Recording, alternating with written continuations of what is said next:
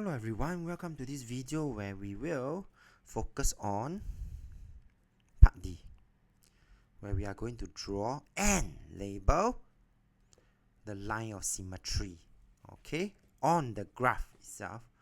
So the line of symmetry is the middle part of this graph, which is here. I'm going to just draw now the line of symmetry. And I'm going to just make it slightly smaller so I can cover the whole graph before I zoom in again.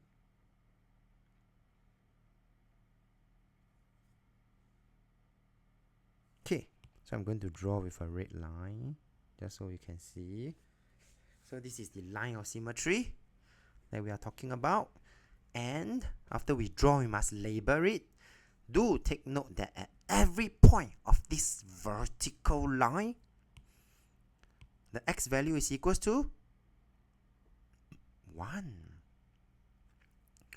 And so, the equation of the line is